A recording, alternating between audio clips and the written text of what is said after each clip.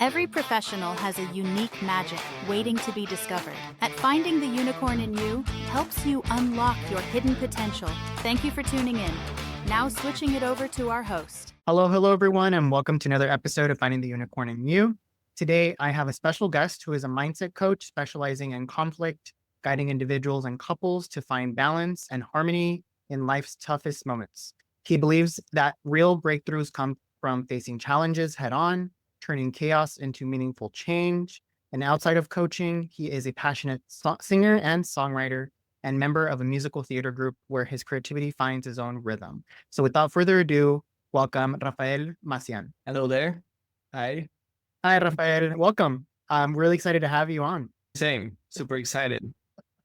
So why don't you tell us a little bit about what made you want to get into this career?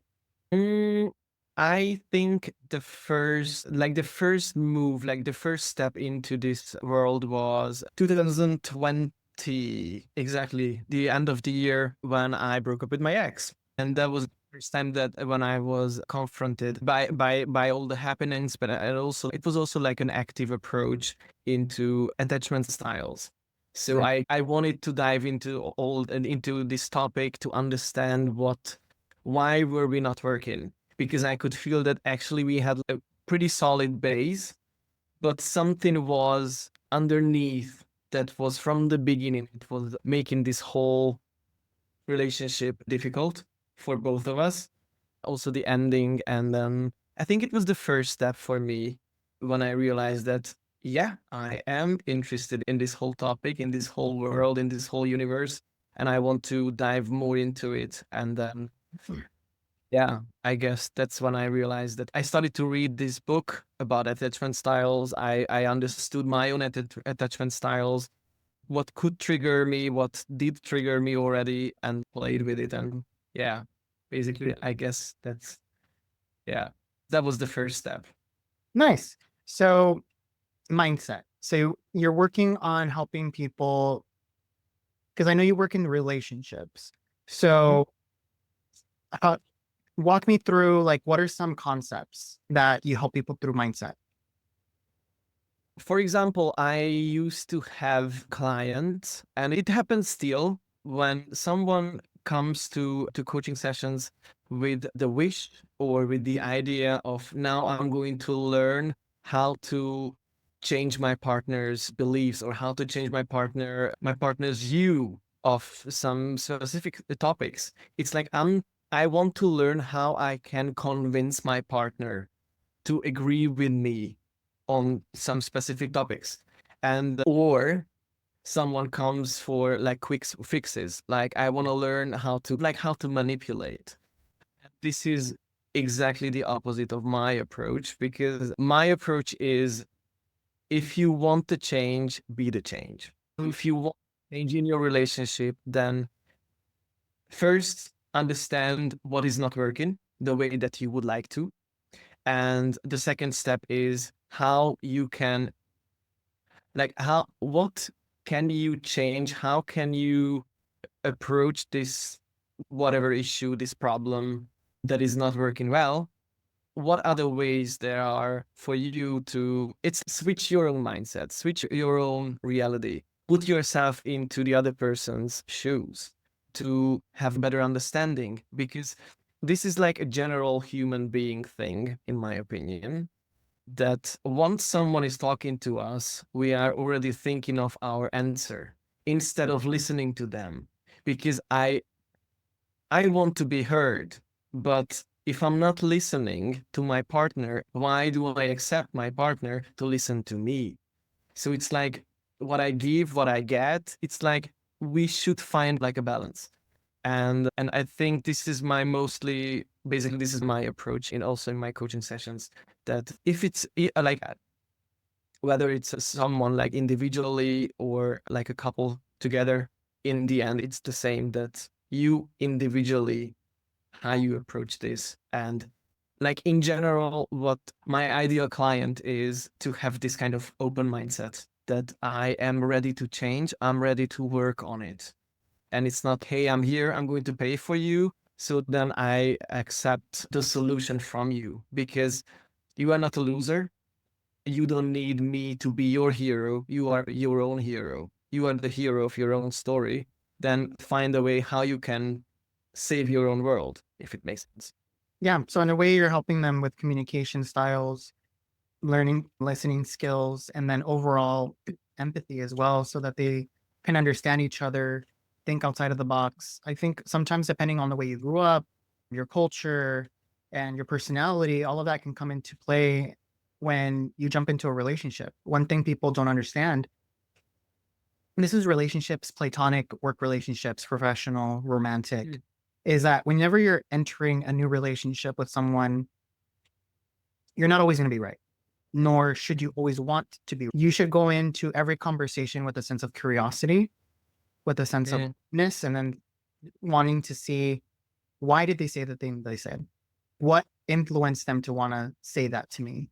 Or what do they mean by that? And clarifying, did I understand that correctly? Maybe it entered in a whole different way, but they just used the wrong wording.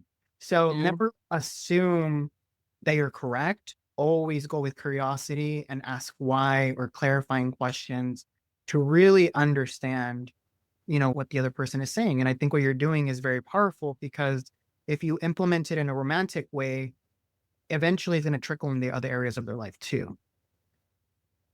Ideally, yes. And I love what you said, the curiosity. Exactly. That's the point. Have this curious mind, and instead of trying to convince them about your own truth, ask them questions, a lot of questions.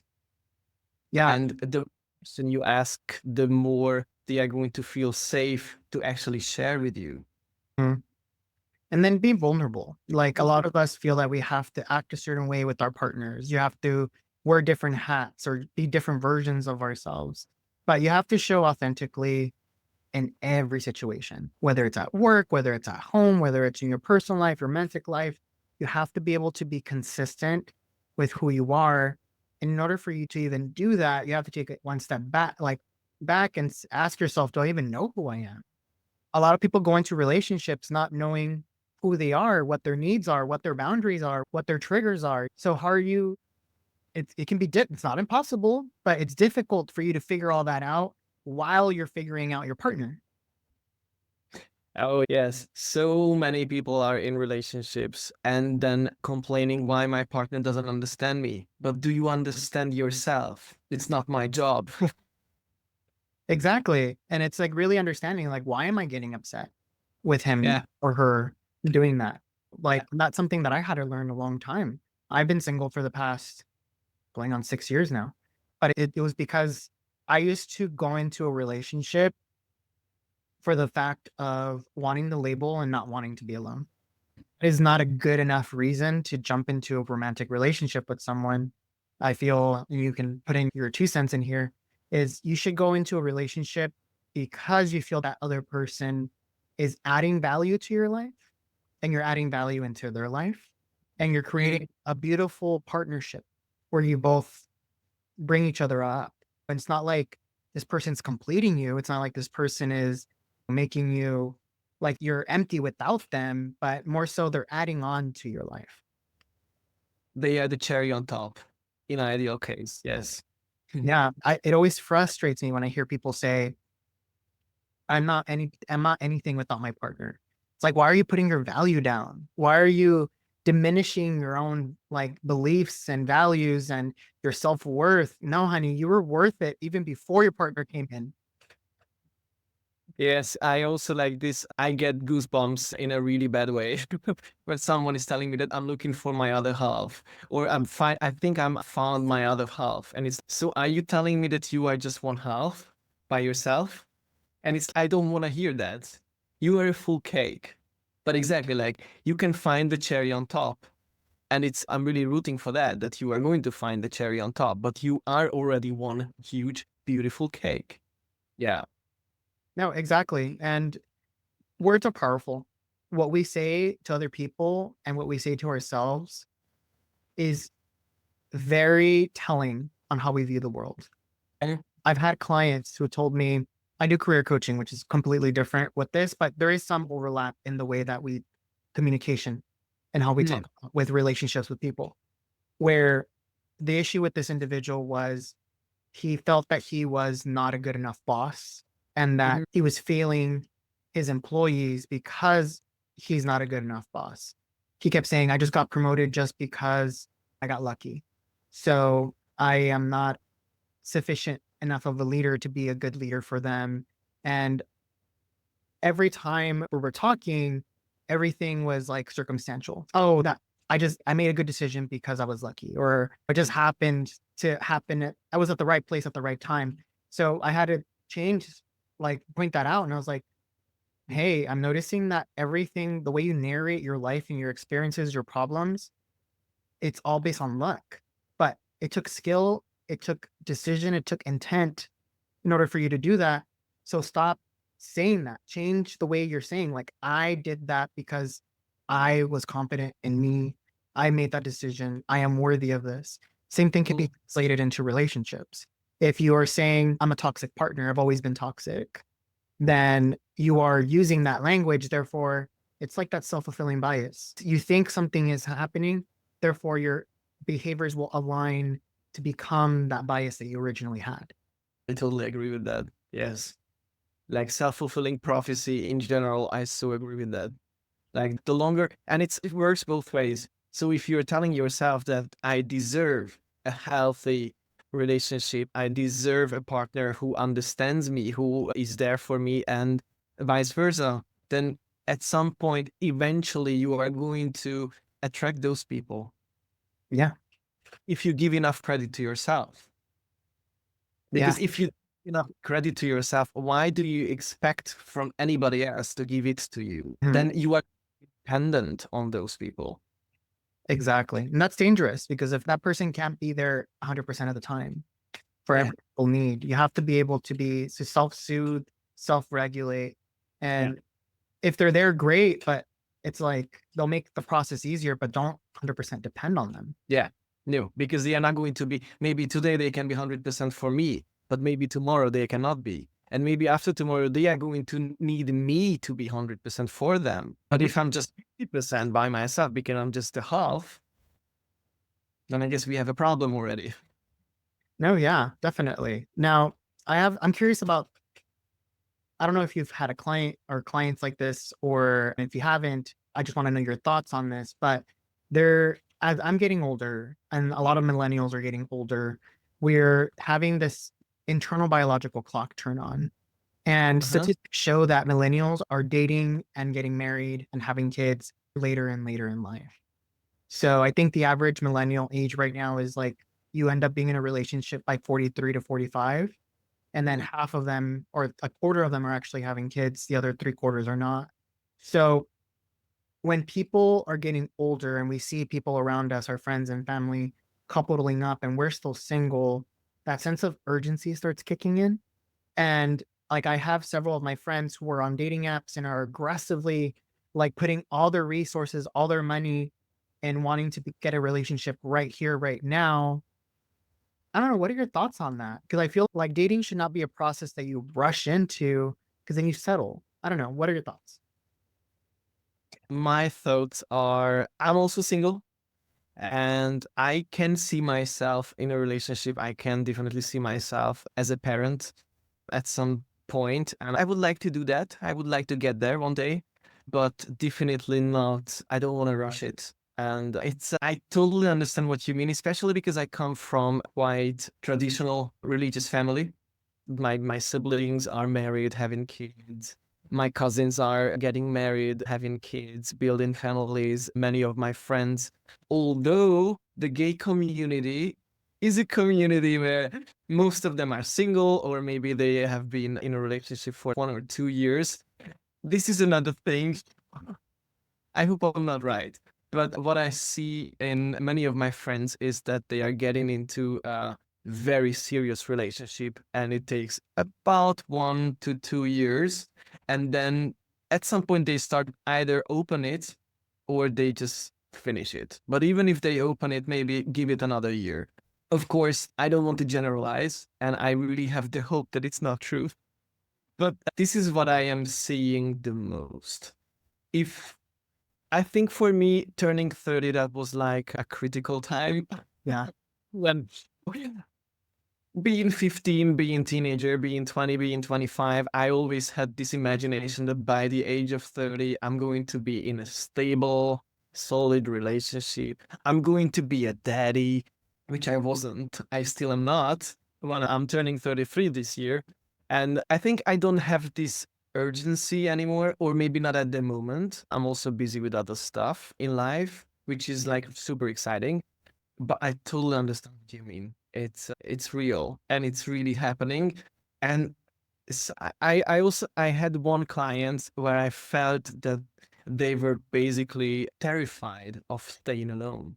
Mm. And it's I need to find love. I need to find someone because I want to have a family. I want to have my own kid, and I'm running out of time. And it was so heartbreaking to see that, and I was trying to change the narrative, to change the perspective, to change, okay, what if you don't get there, like what other things you can do, what other hobbies do you have in life, like to just to open this can that it I know that you have this imagination that your happiness, your everything is depending on that person, on that partner, on that kid, but what if you don't have it? Does it mean that you are not going to be happy ever? Yeah. No, I think it can be a beautiful thing when you find someone, but at the same time, it goes back, making them your everything, like putting so much of your happiness dependent on having that traditional mindset of family and kids. It can be scary because then Mhm. you don't have any other parts of your life that make you happy. Yeah. And I was there. And I think the opposite happens where you put so much emphasis on you and you end up making yourself happy and you realize, I'm going to use myself for an example. Like 5 years, 6 years ago, I would have been like, yeah, I need to be in a relationship to be happy. Yeah. That now I have my business. I have my health that I'm focusing on. I have my friends that I love hanging out with. I love my freedom. I love my independence. I get to do what I want when I want it. I don't have to ask anybody for permission. I live alone. And I I struggle now thinking of sharing my space with someone, of sharing my time with people because my time is so precious and valuable. Then now I'm like thinking like I'm really picky with my partners. And this is why I've been single for such a long time because I'm just like, if this person's gonna drain my energy, drain my resources, and not add on to what I currently have, then is it really worth giving everything else that I've built so far to do that? And if they are worth to help to bring into my life, let's have the communication and let's like really create something special, but knowing that I also have to sacrifice a little bit of my solitude, my independence to to make room for another person to come in, but not give up everything. Yeah. Yes. Now, so we dove a little bit deep in the relationship part, and I can talk about relationships for a so I want to talk a little bit about you and everything that you're balancing. Because I know that you also have other jobs and you also are balancing like your music career and you're a songwriter and singer. A lot of that is it's a lot of things on your plate and a lot of Mhm. can cause a lot of stress. So what are some things that you do to manage your stress and ground yourself so you can continue doing all of these things? One thing that has been helping me a lot, which is weed. I don't know whether I should say it or not, but it's a real thing for me. I know I could have the tendency to become addicted to it. I think it requires a lot of self-discipline, that it's like you only use it for the right purpose. So whenever I feel like super, super stressed, it helps me a lot to just really just let it go. So it's great for being creative. For example, with music, with writing music, creating something new. Also, I have a couple like self-created tools for coaching, and also many of them they were born while I was high on weed. I'm not gonna lie about that. And another thing is that it was introduced to me, like I already knew it before, of course, like it's breathing, but it was really introduced to me while I was doing, like I was studying coaching. And breathing is like such a powerful tool that you can have it with you anywhere you are, in any situation. Breathing is there with you. And to really just to focus on my breathing, it can so bring me back to my zen, if it makes sense. And in any stressful situations lately, it's really, and I'm like, I inherited it from my dad to have a pretty quick temper. And so like I react really rashly to things. And I've been really practicing it in the last couple of years to first think, have it go through you a couple times. And while you are doing that, you can just breathe and listen to it and watch it and focus on it. And then once you are done with it, and it doesn't have to take 15 minutes, it doesn't have to take 5 minutes. It's like a couple, breathe in, breathe out, breathe in, breathe out, breathe in, breathe out. A bit slower though, but you do it 3-5 times and it can be a game changer. Yeah. And also, especially in conflict situations, because quick temper, it's also often it's a reaction to quick temper, or it's a reaction to violent communication. And it's another thing what I wanted to mention before, that nonviolent communication is like one of my favorite tools ever. And also I'm doing it in private life in general, not only professionally, but also like nonviolent communication. I so love it because it's so powerful. And like the way, for example, when I get someone being like a hot plate throwing at me, and it's instead of throwing it back, because that's the easiest and the fastest solution, but it's not going to solve the problem. Quite the contrary. And instead of that, it's just really leave the ball on my court, think about it, and then I can just offer, do you want me to throw it back? Yeah. And that is the game changer, because most of them, they don't want you to throw it back. They want to talk about it. They just don't know how. And you offering a safe, quiet space that, hey, even though it started to escalate, but how about we find a peaceful platform where we both can enter, and then we can talk. Yeah. I love that. And you hit a lot of key points in there. So I do know other guests have come in and they either microdose with like mushrooms, or they've done ayahuasca, or they've done different things. So using a substance to calm yourself down is not unknown. And no, it's pretty common. And some people it's necessary. You don't know what's going on in their head. I have one from that is heavily dosed on anti-anxiety pills because he cannot function without them. So he's dependent on these drugs to act semi-normal, what we consider normal in our society. And I know another person that like microdoses in weed because he has PTSD, so he needs it to ground him. I never judge, and then I hope listeners also keep an open mind when somebody mentions these type of things, that you never know what the other person's going through. So whatever works for them, as long as it's responsible, it's ethical, and they're not hurting people by doing it, then let them do their thing. And Yeah. the other thing I wanted to put in is that communication is a big thing. So nonviolent communication, a lot of us get a lot of tension and anxiety from these interactions with people, but we fail that to notice that sometimes we are adding to the anxiety with the way that we communicate. So being full of how we're saying things, when we're saying it, with the what kind of tone, the attitude, and am I adding to the tension or am I releasing the tension? Yeah, totally. Yes. One thing I wanted to add to the topic of like any substances or anything you would take, if it's like any drugs or anything, it's one okay, for me, it's like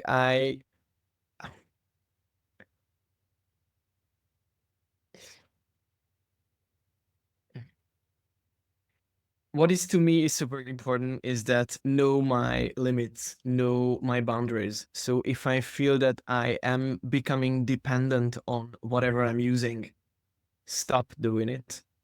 Stop doing it for a week, for 2 weeks, or for a month.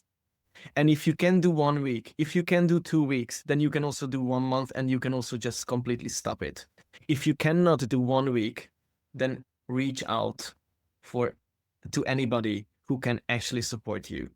Because this is something that, yeah, we can make ourselves believe that I do not need it. But then when I don't have it, I have all the problems because I actually need it. And then I realized that, oh, wait, I think I am addicted. But this is like when someone in this situation gets to that point that I think I am addicted, I think mostly it's too late. Yeah. No, yeah. Yeah. It's being self-aware, knowing your limitations, knowing what too much is too much, and constantly regulating yourself and checking, am I doing this for the right reasons or not? But Yeah. no, powerful stuff. So as we're wrapping up the podcast, I want to ask you the last question, which is the unicorn lesson. So what was the unicorn lesson that has impacted you the most in your life and made you the person that you are today? The unicorn lesson was, to me, I mentioned that I come from a religious family. Being really religious, and not only religious, but being actually a true believer in God and being gay, for me, that was like, this was a paradox because how I grew up, the belief system I grew up in, there was like no space for being gay. Like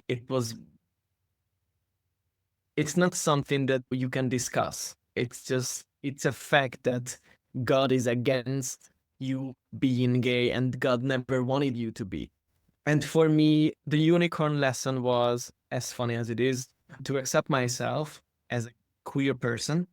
And still, I I'm a bit like I think I was a bit like sliding into the agnostic mindset when it comes to God and the whole Bible and the whole religion. I'm not religious. I think I am a kind of like a believer, but I do not believe in the God I used to believe in, if it makes sense. For me, that changed me a lot in a sense that I grew up in a community where I always felt I cannot be me. I cannot be honest. I have to wear a mask. And even though I really value and I have done it in my whole life, I valued honesty, I felt that I cannot be honest. And for me, the turning point was when I took off the mask. I came out to basically everybody and I took the risk, which actually happened, that I lost many friends, many people from my life, which was part of the game. It was part of the thing, it's part of the deal. But the ones who stayed, and most of all, my closest friends and my closest family, they stayed. And the dynamics, they changed. So not only, I wouldn't say rapidly, but they changed the core of it, the core of the relationship, the core of the whole connection between us. It changed. And I would go even a bit further because I feel and I see that not only the connection and the relationship between us, but also around them, like their connections and their relationships to others, it also changed. And I so celebrate that.